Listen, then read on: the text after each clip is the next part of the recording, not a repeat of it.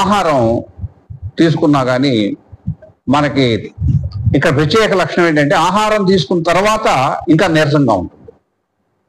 ఈ లక్షణాన్ని గుర్తించి శైలీష్యాన్ని వాడుకున్నట్లయితే మంచి ఫలితం ఉంటుంది. అలాగే ఆకలి ఎక్కువగా ఉండటం కూడా, ఆకలి లేకపోవడం ఉంది, ఎక్కువగా ఉండటం ఉంది. రెండు సందర్భాల్లోనూ శైలీష్య పనిచేస్తుంది. ఆకలి ఎక్కువగా ఉన్న వారికి శైలీష్యానే, ఆకలి లేని వారికి కూడా శైలీష్య బాగా పనిచేస్తుంది. శైలీష్య శ్వాస అవయవాల మీద కూడా పనిచేస్తుంది. బ్రాంకైటిస్ సమస్యలకి, అలాగే మనకి శ్వాస అవయవాల నుండి వచ్చేటటువంటి స్రావాలు వాసన కొట్టు ఉన్నట్టయితే, అంటే ముక్కు నుంచి కానీ నోటి నుంచి కొన్ని వచ్చే స్రావాలు వాసన కొడుతున్నట్లయితే, దుర్వాసన కలిగి ఉన్నట్లయితే, అలాంటి సందర్భంలో శైలీష్య మంచి ఫలితాన్ని ఇస్తుంది.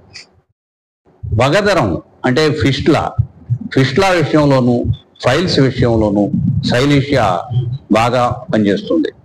అలాగే ఎక్కువగా వేగంగా నడచడం వలన గుండె దడగా అనిపించటం, ఇలాంటి సందర్భాల్లో కూడా ఈ శైలీష్య మంచి ఫలితాన్ని ఇస్తుంది.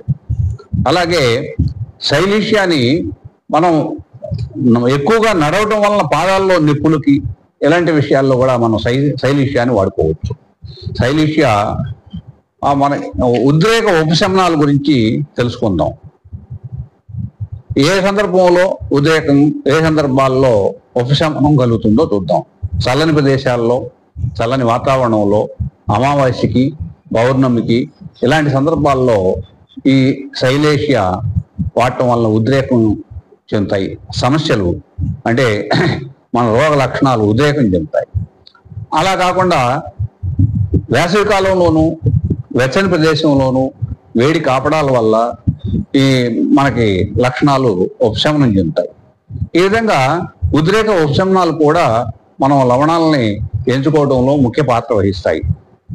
సో ఈ విధంగా శైలీష్య లవణాన్ని దాని లక్షణాల ఆధారంగా ఎంచుకొని మనం మంచి ఫలితాలను పొందవచ్చు, ఆరోగ్యకరంగా ఉండవచ్చు.